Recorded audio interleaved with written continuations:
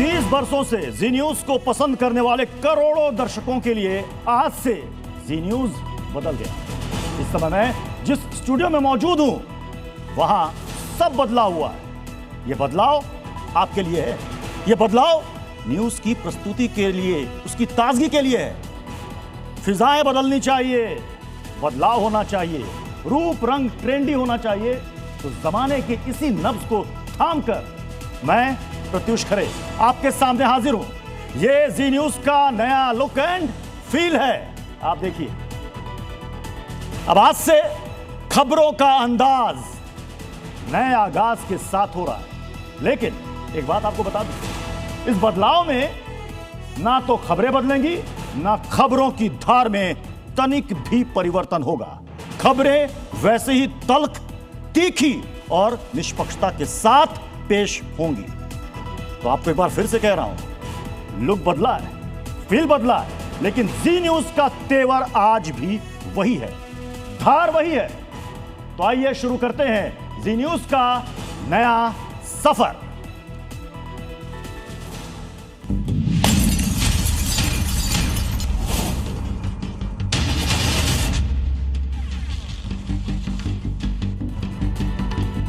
तो number 1 debate show ताल ठोक के में आपका स्वागत है। आपके साथ मैं हूं प्रत्युष खरे। देश को कुछ भी एहसास नहीं था, कोई अंदाजा नहीं था, ले अचानक चलने लगा। सड़कों पर सैकड़ों की भीड़ दिखी, हिंसा करते हुए युवा दिखे, पत्थरबाजी होने लगी, गाड़ियां फूंक दी गई, आग लगा दी गई, पार्टी और सरकारी दफ्तर जला दिए गए। कहां गया ये कि युवाओं का आक्रोश है, ये युवाओं का गुस्सा है जो सड़कों पर फूटा है। लेकिन जो कहा गया क्या वो नामात्र का सच था। युवा थे, लेकिन क्या उनके पीछे कोई और था? युवाओं के हाथों में पत्थर थे, लेकिन इन पत्थरों का सप्लायर क्या कोई और था? क्या ले में नेपाल बांग्लादेश जैसे हालात बनाने की साजिश थी? आज हम उसी पर ताल ठोक कर करेंगे बड़ी बहस। इस हिंसा के पीछे चेहरों को तलाशने की कोशिश भी करेंगे, लेकिन उससे पहले ये रिपोर्ट दिखा।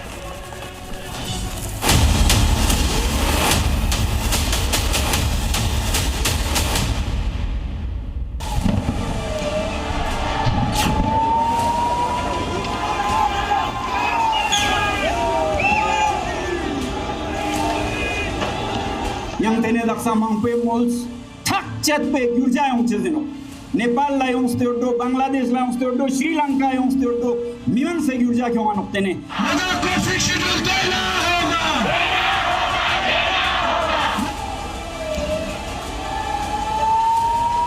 गलतियां आपकी, कांग्रेस को इल्जाम दोगे, हट जाओ ना कुर्सी से, हम संभाल लेंगे, हम देख लेंगे, हम अमन चैन कायम कर लेंगे। एक तरफ जल रहा है मणिपुर 2.5 साल से, दूसरी तरफ पश्चिम में आपने आग लगा दी।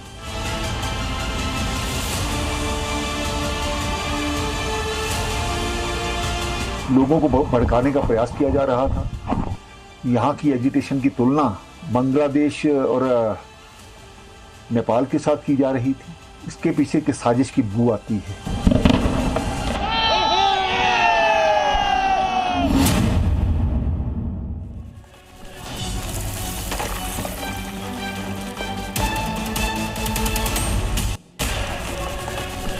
चलिए अपने मेहमानों से आपको मिलवा देते हैं।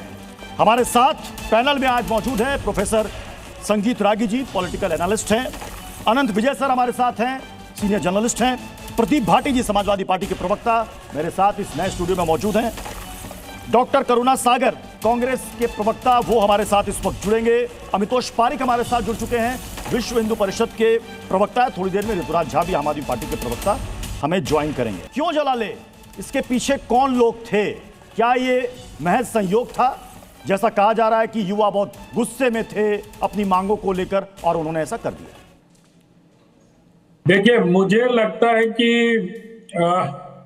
इसको युवाओं को एक ढाल के तौर पर उपयोग किया जा रहा है। वहां जिस तरह से सोनम वांगचुक के पिछले दिनों से बयान आ रहे थे जिसमें वो अरब स्प्रिंग की बात करते हैं, अभी आपने दिखाया, अभी वो नेपाल की बात करते हैं, वो बांग्लादेश की बात करते हैं। इससे अगर हम सोनम वांगचुक के उन चीजों को, आपको पता है या आपके दर्शकों को पता होना चाहिए कि सोनम वांगचुक की जांच भी चल रही है, उनको जो जमीनें अलॉट हुई थी उनका कैंसिलेशन भी किया गया है। तो एक ये सिनिस्टर डिजाइन है, इसको हमें समझना होगा, जिसमें युवाओं को शील्ड के तौर पर उपयोग किया जा रहा है। बहुत दिनों से जो विदेशी ताकतें थे वो भारत के लोगों के साथ मिलकर ये प्रयास कर रहे हैं कि जेन जी की आड़ में कुछ ऐसा आंदोलन किया जाए जिसको युवा आंदोलन करके सरकार को डिस्टर्ब करने का प्रयास किया जाए। मुझे सिर्फ इतना बता दे कोई कि जब 6 अक्टूबर को वार्ता की तारीख तय थी और जब आंदोलनकारियों ने या जो लोग इनको लेकर लेह की समस्याओं को लेकर बात कर रहे थे, उन्होंने केंद्र सरकार को एक अनुरोध भेजा कि आप हमें इस वार्ता को प्रीपोन कर दीजिए, और केंद्र सरकार ने सहर्ष उसको 25 और 26 सितंबर को करने का स्वीकार कर लिया। उसके बाद ये आगजनी, ये मारपीट, ये हिंसा, लोगों की जाने गई, ये कहां तक उचित है? जब वार्ता ना हो, जब हिंसा तो तब होती है जब सारे रास्ते समाप्त हो जाते हैं, सबकी आशाएं समाप्त हो जाती हैं। लेकिन यहां जो लेह लद्दाख में हिंसा हुई वो आशाओं की समाप्ति पर नहीं, बल्कि एक नई, जिसको कहते हैं सिनिस्टर डिजाइन करता हूं, उसको आशा नहीं कह सकता हूं मैं, उसके तहत ये किया गया। मुझे लगता है कि इसमें सोनम वांगचुक और कांग्रेस पैनल में कुछ नेता, बाकी मेहमान भी है, मैं उनका भी रुख कर लेता हूं। मैं दोबारा लौटूंगा आपके पास अनंत विजय सर। प्रदीप जी, लेह लद्दाख तो बहुत ही शांत जगह है, मतलब देश विदेश से लोग वहां पर जाते हैं घूमने के लिए, वहां की संस्कृति, वहां की विरासत को देखने के लिए। ये हिंसा आपको लग रहा है कि अचानक से फैल गई, युवाओं में इतना गुस्सा आ गया, कहा जा रहा है कि बेरोजगारी है, वो उनकी अपनी मांगे हैं, तो ऐसी मांगे तो कई दूसरी जगहों पर भी है। धन्यवाद प्रत्युष जी, और सबसे पहले आपको शुभकामनाएं, बधाई आपके नई स्टूडियो के लिए। बिल्कुल लद्दाख एकदम शांत जगह थी, और इतने सालों से जहां इतनी शांत जगह पे आज तक कुछ कोई आगजनी या किस तरह का कोई भी दंगा नहीं हुआ। लेकिन ऐसा क्यों हो रहा है? तो ये फेलियर सवाल तो सरकार से ही पूछना चाहिए कि सरकार ने ऐसा कैसे होने दिया, या ये क्यों हुआ, या इसके पीछे किसकी साजिश थी, और ये कितने दिनों से पनप रहा था। समाजवादी पार्टी तो किसी तरह की हिंसा, समाजवादी पार्टी तो किसी तरह की हिंसा को बढ़ावा नहीं देती। वो सवाल वाजिब है, वो सवाल। और दूसरी बात वो सवाल वाजिब है, मैं उस सवाल पर भी आऊंगा कि अगर वहां पर हिंसा फैली तो क्या आपको इनपुट्स नहीं मिल रहे थे कि यहां पर कुछ ऐसा होने वाला है? अब ये घटना घट गई, उसके बाद कहा जा रहा है कि अरे साहब इसकी साजिश, उसकी साजिश, इतने लोग इकट्ठा हो गए, पहले जानकारी क्यों नहीं थी साहब? लेकिन सवाल अभी आपने कहा साजिश, क्या आपको लगता है समाजवादी पार्टी को लगता है कि साजिश थी?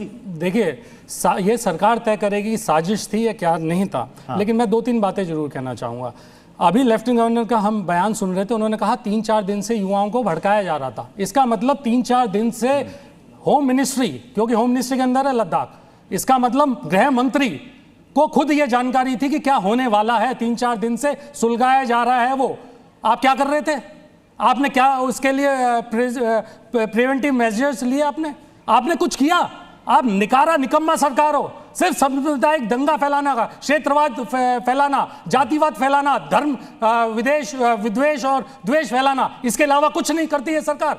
जिस सरकार के दो इससे 14 में और 19 में दोनों लोकसभा एमपी भारतीय जनता पार्टी से आते थे, क्या हुआ कि 2024 में इतनी बुरी तरह हारी भारतीय जनता पार्टी, और वो तीसरे नंबर पे पहुंच गई वो पार्टी वहां पे। इसका मतलब उनकी आकांक्षाओं और आशाओं के खिलाफ ये सरकार चल रही थी। और किसी भी आंदोलन में अगर कोई हिंसा हो रही है, हम उसको बिल्कुल बढ़ावा नहीं देते। लेकिन उसके साथ सवाल, आप चाहे पहलगांव से लेके यहाँ के हो या कोई भी दंगे हो, किसी भी तरह के, इससे पहले हरियाणा में हुआ, उससे पहले राजस्थान में जब सरकार थी जब हुआ। और आपको मैं एक हरियाणा का उदाहरण देके बताना चाहता हूं, वहां पे भी ये क्षेत्रवाद का जहल घोला गया। जाट वर्सेस नॉन जाट, कौन थे वो? भारतीय जनता पार्टी थी। और ये रिपोर्ट आई उसके बाद प्रकाश सिंह कमेटी रिपोर्ट, इनकी सरकार की रिपोर्ट है, ये हमारी सरकार की रिपोर्ट नहीं है। इनकी सरकार की रिपोर्ट क्या कहती है? कौन दंगे में सबसे ज्यादा आग में घी डाल रहा था? वहां का एमपी, जो कि भारतीय जनता पार्टी का था। ये रिपोर्ट कहती है who is fuelling that fire. और टॉप 6 कारण सिर्फ वहां के एमपी के गिनाए गए इनकी सरकार में। जी। वही हुआ हाल राजस्थान में जब गुर्जरों को और मीनाओं को लड़ाया गया। एक सेकंड में खत्म कर लेता हूं, एक सेकंड में खत्म कर लेता हूं। वही हाल किया गया, गुर्जरों को और मीना को लड़ाया गया। यहां क्षेत्रवाद था, वहां जातिवाद था, वहां लड़ाया गया दोनों को। और कितने लोगों की हत्या हुई उसके अंदर? शूट एट साइट का ऑर्डर करके 76 गुर्जरों की हत्या कर दी गई। क्या सरकार से पूछा नहीं जाए? 30 लोगों की हत्या उसके हरियाणा के अंदर हुई, क्या सरकार से नहीं पूछा? सरकार की कोई जिम्मेदारी नहीं है, बस वो नेपाल पे ले जाइए, बांग्लादेश पे ले जाइए, और इस देश के अंदर जो हो रहा है उसमें कोई सवाल मत पूछिए। यही भारतीय जनता पार्टी चाहती है। और इस्तीफा मत मांगिए होम मिनिस्टर का, ना आप मांगिए, ना जी न्यूज मांगे, और ना कोई मांगिए, क्योंकि ये नकारी सरकार में ये इसका कोई मतलब ही नहीं है। केंद्र की तरफ से कहा जा रहा है कि सोनम वांगचुक इसके लिए जिम्मेदार हैं, उन्होंने यहां पर लोगों को भड़काया। बीजेपी की तरफ से यह कहा गया कि इसमें कांग्रेस के एक पार्षद का हाथ है, दोरजे नोरबू, जिन्होंने प्रेस कॉन्फ्रेंस करके वहां के प्रशासन को खुली धमकी दी थी। सिर्फ धमकी नहीं दी थी, बल्कि भीड़ को हिंसा के लिए उकसाया भी था। सबसे पहले तो आपको आपके नए कलेवर के लिए, नए रूप के लिए, नए स्टूडियो के लिए बहुत बहुत साधुवाद, बहुत बहुत मुबारकबाद। और देखिए, ये जो लद्दाख में की बर्फीली वादियों में जन आंदोलन की आग भड़की है, ये मोदी सरकार की विफलता, अकर्मण्यता और वादा खिलाफी है। जब आप किसी भी जनता को सरकार में हाशिए पर ढकेल देते हैं तो उसके पास कोई रास्ता नहीं रह जाता है आंदोलन के सिवा। और यही मणिपुर में दिखा, यही लद्दाख में भी दिख रहा है। और ये देखिए, आज और कल की बात नहीं है। 2019 में जब लद्दाख को जम्मू एंड कश्मीर से अलग करके केंद्र शासित प्रदेश बनाया गया था, तो उसी समय उसको वादा किया गया था कि स्टेटहुड रिस्टोर किया जाएगा और संविधान के 6th शेड्यूल में शामिल किया जाएगा, ताकि वहां की संस्कृति, सभ्यता अक्षुण्ण रहे। लेकिन ऐसा कुछ नहीं हुआ। और 2020 से 2022 के बीच में वहां के लोगों ने शांतिपूर्वक केंद्र सरकार को लगातार चिट्ठियां लिखी, पिटीशन दी, इसके बारे में बातें की।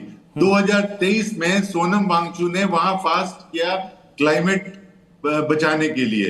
और 2024 में इससे पहले बड़े प्रदर्शन हुए, जब इस पर भी सरकार ने कोई नजर नहीं किया। तो इस वादा खिलाफी के खिलाफ आप देख रहे हैं कि 2025 में सितंबर 24 और 25 सितंबर को आपने कहा कि वादा खिलाफी के खिलाफ ये गुस्सा फूट पड़ा। तो मैं 2 बयान आपको सुनाना चाहूंगा। एक, उमर अब्दुल्ला, जम्मू कश्मीर के मुख्यमंत्री, महबूबा मुफ्ती पूर्व मुख्यमंत्री, वो कह रहे हैं कि ये तस्वीरें जो आ रही हैं ये कश्मीर की घाटी की नहीं है, जिसे अशांत क्षेत्र माना जाता है। ले लद्दाख, ये ले लद्दाख की है। आपकी मेरी आवाज जा रही है? मेरी आवाज जा रही है आप तक? जी जी जी जी आ रही है। जी, ये दो बयान मैंने आपको ये बताया महबूबा मुफ्ती उमर अब्दुल्ला का। वो कह रहे हैं कि लोग खुद को ठगा हुआ महसूस कर रहे हैं। तो कश्मीर में ऐसा कुछ नहीं हुआ, लद्दाख जैसे शांत जगह में अचानक से सब कुछ हो जाएगा कि बीजेपी दफ्तर फूंक दो, हिल काउंसिल के दफ्तर को फूंक दो, सीआरपीएफ की गाड़ियों को तोड़ दो, सार्वजनिक संपत्ति को नुकसान पहुंचा दो। लेह की जो सभ्यता है, संस्कृति है, उसकी विरासत जम्मू एंड कश्मीर से अलग है। वहां का जो बुद्धिस्ट पॉपुलेशन है वो उसकी अपनी संस्कृति है और वो अपने संस्कृति के प्रति और पर्यावरण के प्रति बहुत ज्यादा जागरूक हैं और लगातार इसके बारे में सवाल उठाते रहे। और समस्याएं कहीं बहुत जगह होती हैं, तो सब जगह एक ही तरह से एक ही तर्ज पर आंदोलन हो जरूरी नहीं हो। ये तो कहीं जो जनता का जो जन आक्रोश होता है, हाँ, वो कहीं न कहीं फूट पड़ता है। आप उसी स्टैंड पर हैं कि जनता का आक्रोश था, युवाओं का आक्रोश था। संगीत रागी जी, क्या ये संयोग था या फिर प्रयोग है?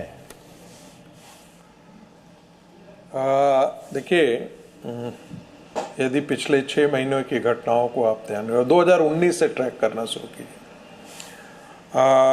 2019 में ये क्या कर रहे थे? इनका डिमांड एक यूनियन टेरिटरी के तौर पे था। जो कांग्रेस आज इनके पीछे खड़ी थी, वो यूनियन टेरिटरी की बात कई वर्षों से, कई दशकों से चल रहा था, उस पर कोई तैयार नहीं थी। लेकिन भारतीय जनता पार्टी ने उससे पूरा किया।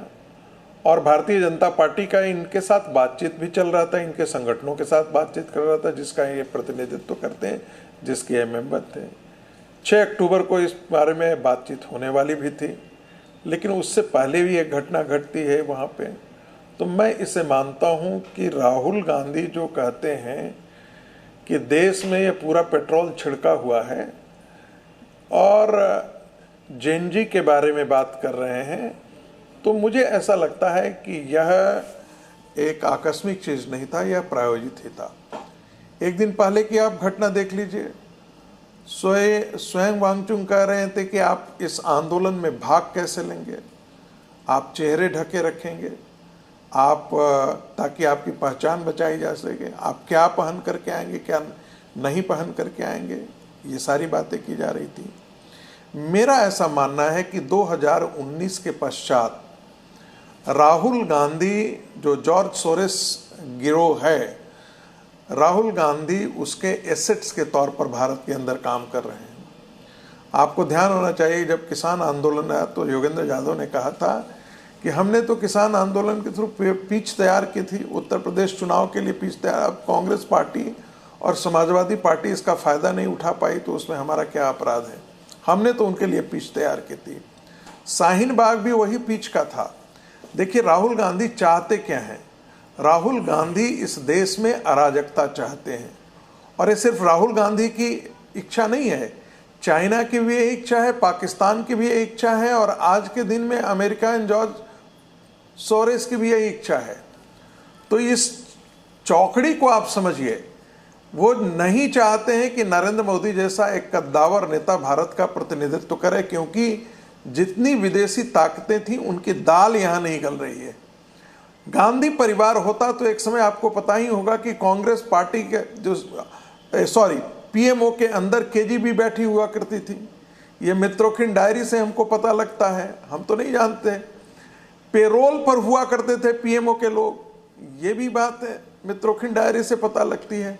तो ये हमें ध्यान रखना चाहिए कि राहुल गांधी अराजकता पैदा करना चाहते हैं। बस 10 सेकंड में खत्म करूंगा, 10 सेकंड में, 10 सेकंड में खत्म करूंगा। अराजकता कैसे पैदा हो सकती है?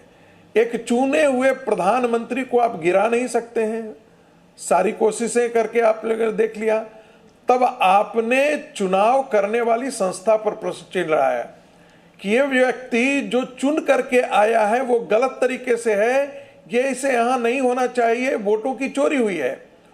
और फिर कोर्ट में आप नहीं जा रहे हैं, क्यों नहीं जा रहे हैं? क्योंकि आपके पास तथ्य नहीं है। तब इनके जो आका हैं वो कहते हैं कि हम परसेप्शन क्रिएट करना चाहते हैं, यानी कि बार बार झूठ बोलते जाते हैं।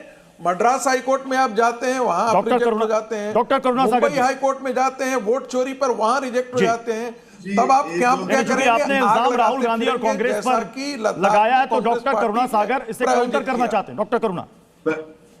प्रत्युष जी, संगीत रागी जी ने जिस तरह के सवाल उठाए, सवाल क्या जो लांछन उन्होंने लगाया है वो बिल्कुल निराधार है। और जॉर्ज सोरोस एक पता नहीं कौन इंसान है, और भारत का जो लोकतंत्र, इतना बड़ा लोकतंत्र है, किसी एक व्यक्ति से डर रहा है। ये बीजेपी का टूल किट है। जब भी बीजेपी किसी समस्या में फंसती है तो वो बताने की कोशिश करते हैं कि ये बाहर की शक्तियों से के कारण हो रहा है। संगीत रागी जी ने याद दिलाया किसान आंदोलन का, वो शायद भूल गए कि किसान आंदोलन हुआ था 3 काले कानून जो सरकार ने लाए थे उसके खिलाफ, और 1 साल से ज्यादा समय तक इसी दिल्ली के बाहर हमारे किसान जाड़े में, गर्मी में, बरसात में पड़े रहे, और 750 किसानों ने जान गंवाई। और उसके बाद प्रधानमंत्री जी ने अनाउंसमेंट करके तीनों कानून वापस लिए। तो ये दिखाता है कि इनकी सरकार जो है वो जन विरोधी सरकार है, जनता से इन्हें कोई दरकार नहीं है। और वोट चोरी का इल्जाम जो राहुल गांधी जी ने लगाया है वो उन्होंने प्रेस कॉन्फ्रेंस करके प्रूव कर दिया है। और उसके बाद इलेक्शन कमीशन ने पहले कहा कि डिलीट नहीं हो सकता है, उसके बाद खुद उन्होंने अपनी पॉलिसी चेंज करके ये प्रूव कर दिया कि राहुल गांधी जो वोट चोरी की बात कर रहे थे वो सच है। और आज वोट चोर गद्दी छोड़ का नारा इस देश में कोने कोने में गूंज रहा है।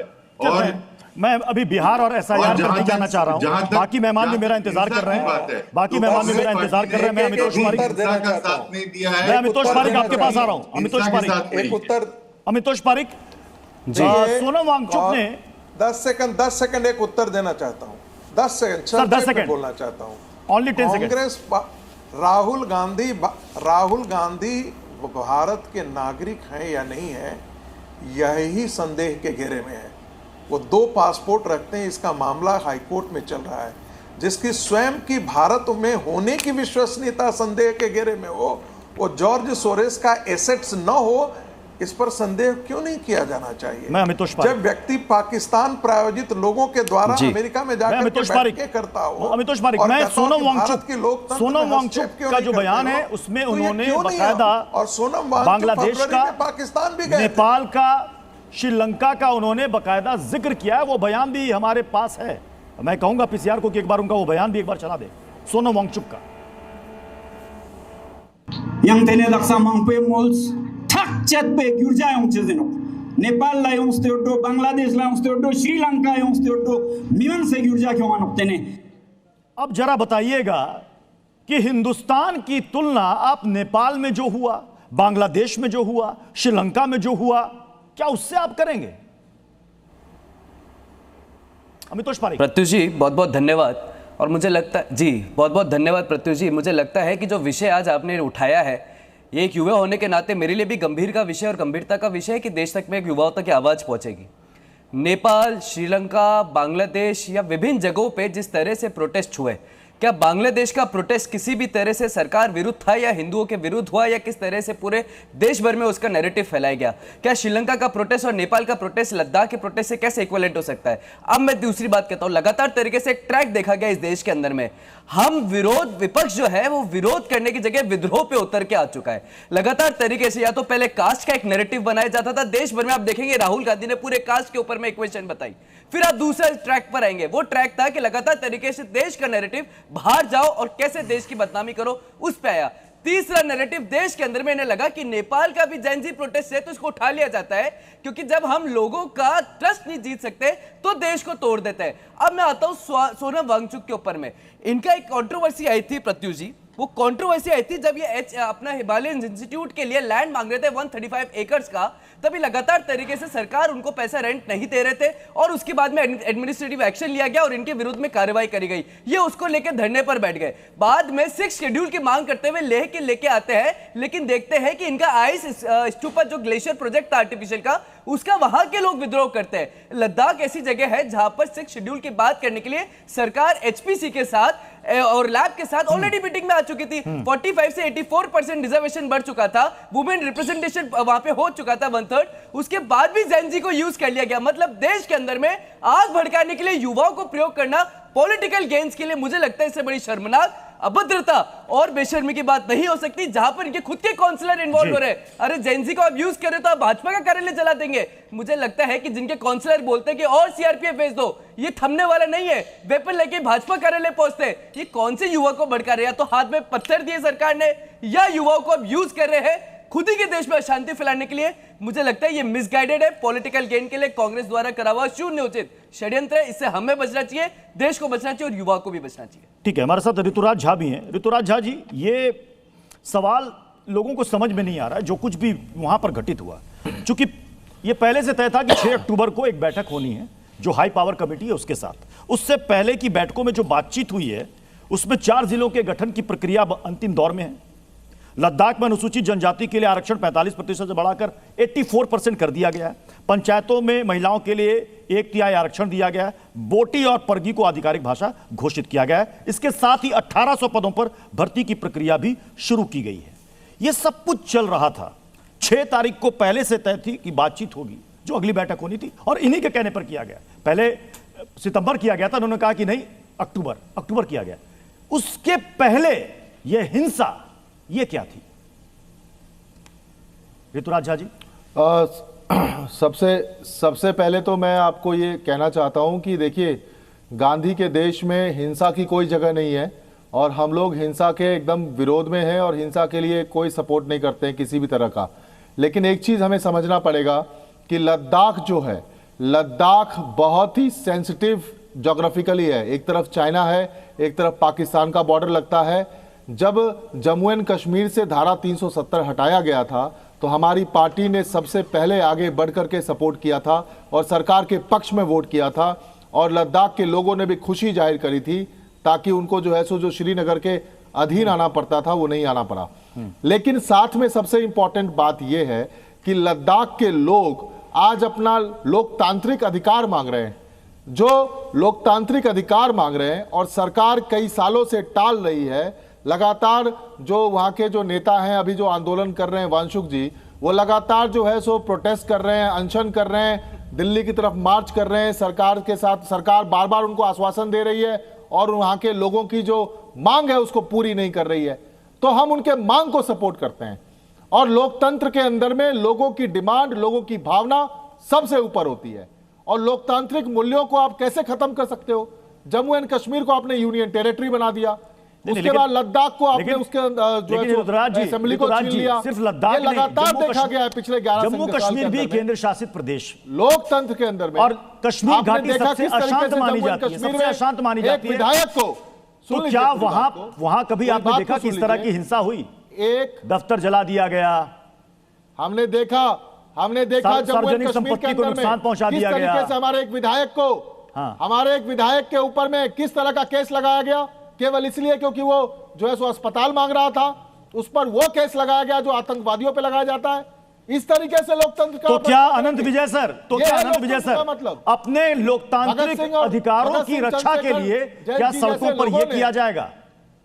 ये जो बार बार कहा जा रहा है लोकतांत्रिक अधिकार, तो ये तरीका है लोकतांत्रिक अधिकार मांगने का, लेकिन हम उनके मांग को सपोर्ट करते हैं। अनंत विजय सर, देखिए, मैं ये जानता हूं कि लोकतांत्रिक अधिकार अराजकता और हिंसा के रास्ते से हासिल नहीं किया जा सकता है, और ये सारे लोग यहाँ पैनल पर बैठे यही बोल रहे हैं, लेकिन उसके साथ एक लेकिन लगा के आगे बढ़ते हैं। मैं तो ये जानना चाहता हूं, ऋतुराज जी कह रहे थे कि वो उनकी मांगों के समर्थन में है, इनको बताना चाहिए उनकी मांगे क्या है। बगैर किसी मांग के और जिस तरह से अचानक अगर मांग है और सरकार बातचीत के लिए तैयार है, सरकार तिथियों में आपके सुविधानुसार फेरबदल कर रही है, बावजूद इसके हिंसा का प्रदर्शन कर रहे हैं। आप दिखा रहे हैं कि सोनम वांगचुक साहब ने अभी कुछ दिनों पहले पाकिस्तान की यात्रा की, और जैसे ऋतुराज झा जी बता रहे हैं कि लद्दाख बड़ा सेंसिटिव एरिया है, तो इस इलाके पर जाहिर तौर पर हमारे जो दो पड़ोसी मुल्क हैं उनकी नजर है, और किस प्रकार से हम उससे उलझते हैं या उसके बच के निकलते हैं, ये हमारे हुनर और कौशल पर निर्भर करता है। लेकिन सोनम वांगचुक का बयान और राहुल गांधी का एक्स पर किया हुआ जेन जी का पोस्ट, इन दोनों में क्या कोई कनेक्शन है? क्या ऐसा माना जा सकता है कि राहुल जी ने जेन जी पर का जो आह्वान किया था उसको सोनम वांगचुक ने आगे बढ़ाया? क्या, मुझे नहीं मालूम है, लेकिन ये एक सीक्वेंस ऑफ इवेंट है। इस सीक्वेंस ऑफ इवेंट को अगर सोनम वांगचुक के खिलाफ 2 महीने से सीबीआई की जांच और उनकी जमीन के कैंसिलेशन का मसला भी जोड़ते हैं, तो उनकी विश्वसनीयता। लेकिन अनंत विजय सर, अभी आप यहां पर सीक्वेंस की बात कर रहे थे। केंद्र की तरफ से कहा जा रहा है कि सोनम वांगचुक के भड़काऊ बयान की वजह से यह हिंसा भड़की, और सोनम वांगचुक कह रहे हैं, बीजेपी की तरफ से अमित मालवीय ये कह रहे हैं इसके लिए कांग्रेस के पार्षद जिम्मेदार हैं, कांग्रेस इसके लिए जिम्मेदार है। सोनम वांगचुक का बयान आता है कि कांग्रेस की इतनी हैसियत नहीं है वहां पर कि 5000 लोगों की भीड़ इकट्ठा कर दे।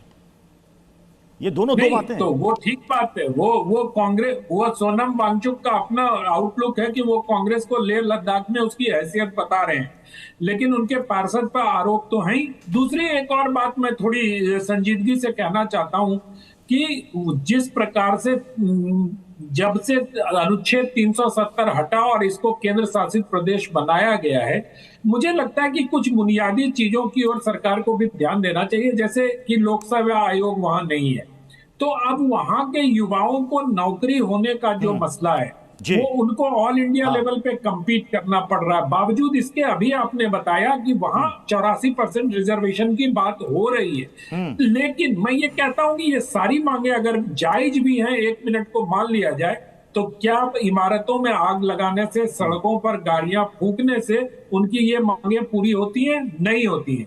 ऋतुराज झा की पार्टी ने बहुत लंबे समय तक दिल्ली में आंदोलन किया और मुझे याद है मैंने कवर किया था रामलीला मैदान में, एक महिला के साथ बदतमीजी नहीं हुई थी।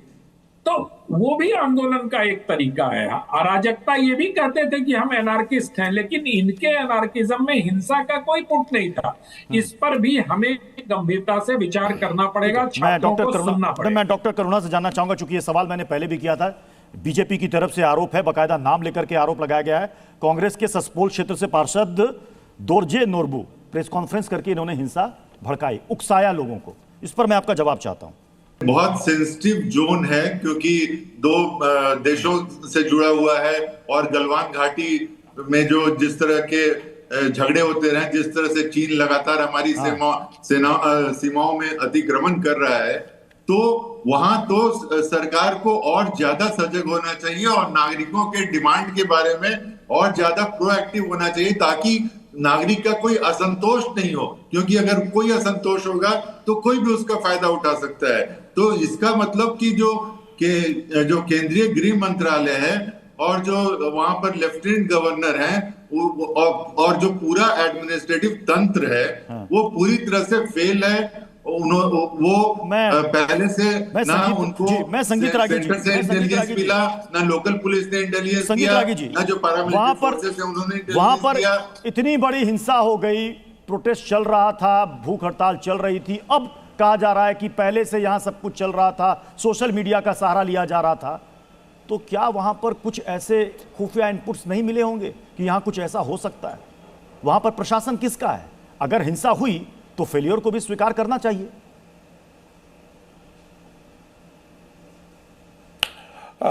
देखिए, आप बिल्कुल सही कह रहे हैं। प्रशासन को जरूर इनपुट रहा होगा, लेकिन ध्यान रखिएगा कि प्रशासन तभी आपके गिरेबान पर हाथ डालता है जब उसके पास क्रेडिबल एविडेंस आपके पास हो जाए, जिसे हम कहते हैं तथ्य एकदम सामने आ जाए, ताकि उसको हम कोर्ट में भी पेश कर सकें। तो जब तक वो तथ्य सामने नहीं आ जाते हैं, अब राहुल गांधी का ही जिक्र कर लीजिए ना। राहुल गांधी जाते हैं, विदेश में मिलते हैं, ये पूरी दुनिया जानती है। किन लोगों से मिलते हैं पूरी दुनिया जानती है। तो उनके खिलाफ तो ट्रिजन का भी केस होना चाहिए, लेकिन क्या कोर्ट में सस्टेन करेगा? जिस प्रकार का कांग्रेस का इकोसिस्टम है इस देश में, यदि आप नेशनल हेराल्ड का मामला हो और मान लेते हैं यदि दूसरे कोई यदि होता तो आज के दिन में वो जेल की चक्की पीस रहा होता, लेकिन गांधी परिवार पर कोई हाथ डाला? आज उनका सिटीजनशिप का मामला हाई कोर्ट में फंसा हुआ है। किसी दूसरे का होता तो अब तक कब का मामला निपट गया, लेकिन ये गांधी परिवार है। तो ये आंदोलन, एक चीज आप ध्यान रखिएगा, शाहीन बाग हो चाहे वो किसान आंदोलन हो या ये, सरकार ने बहुत धैर्य का परिचय दिया है, क्योंकि वो जानती है कि ये तो अराजकता पैदा करना चाहते हैं। वो चाहते ही यही कि पुलिस गोली चलाए, पुलिस धरपकड़ करे। और जैसा कि आपको एक चीज कैसे ये भूल जाते हैं कि राहुल गांधी और पूरा कांग्रेस पार्टी और उसका इकोसिस्टम जब ये कह रहा था कि चाइना भारत में लद्दाख में घुस करके उसकी जमीन हथिया लिए, इसके पीछे कौन ताकत थी? इस दुष्प्रचार के पीछे ये यही गिरोह था, ये यही टोली थी जो इस प्रकार का ये कर रही थी। ये कैसे भूल जाते हैं कि इसी फरवरी में सोनम वांगचुक जो है वो पाकिस्तान भी गए थे बुलावे पे, वहां पर उन्होंने भाषण भी दिया था। तो जब सारी कड़ियों को आप जोड़ करके देखते हैं तो ये निश्चित तौर पे होता है कि यह एक प्रायोजित प्रयास था जिसे सरकार ने विफल कर दिया है। और सरकार के पास बहुत सारे इनपुट आते हैं, लेकिन जब तक वो चीजें उसको कोर्ट तक ले नहीं जाते, वैसे क्रेडिबल एविडेंस नहीं होते, तब तक सरकार धैर्य का ही परिचय देती है। डॉक्टर करुणा जी, आप कुछ कहना चाह रहे थे, लेकिन मैं इसमें एक सवाल जोड़ना चाहता हूं। ये जो सब कुछ आंदोलन हुआ, ये जो जिसे आंदोलन का नाम दिया जा रहा, अब तो ये हिंसा हो गई, इसकी अगुवाई कौन कर रहा है? सोनम वांगचुक कर रहे हैं या कोई और कर रहा है? ये बात आप संगीत रागी जी से पूछिए, उनको शायद बेहतर पता है। उनको लेह लद्दाख के लोगों में कोई इंटरेस्ट नहीं है, उनको राहुल गांधी जी के खिलाफ जहर उगलने में इंटरेस्ट है। और मैं एक राज्य का डीजीपी रहा हूं सर। एडमिनिस्ट्रेशन इतना असहाय नहीं होता है। एडमिनिस्ट्रेशन के पास हर तरह के इंटेलिजेंस के सोर्सेस होते हैं जो समय के से पहले आगाह कर देते हैं कि इस तरह की घटनाएं हो रही हैं। और आज टेक्नोलॉजी इतना डेवलप हो गया है, ह्यूमन इंटेलिजेंस हो या टेक्निकल इंटेलिजेंस हो, सब मिला के लगातार, और खासकर जब लेह लद्दाख जैसे सेंसिटिव जोन में जहां की आर्मी भी है, जहां की पैरामिलिट्री फोर्सेस भी है, जहां की लोकल पुलिस भी है और केंद्रीय गृह मंत्रालय का पूरा फोकस होना चाहिए। तो ऐसे जगह में अगर इस तरह की कोई भी आग सुलगने का अंदेशा है तो उसको उसके पहले उसको सुलझा लेना चाहिए। और ये तभी हो रहा था क्योंकि बार बार उनकी मांगों को ठुकराया जा रहा था। जब लोग विचलित हो जाते हैं, लाचार हो जाते हैं। मणिपुर को समय इजाजत दे रहा है, इसलिए इस बहस को यहीं पर समाप्त करना पड़ेगा। बहुत बहुत शुक्रिया आप सभी मेहमानों का हमारे साथ ताल ठोके में जुड़ने के लिए। खबरों का सिलसिला जारी रहेगा, आप देखते रहिए जी न्यूज़।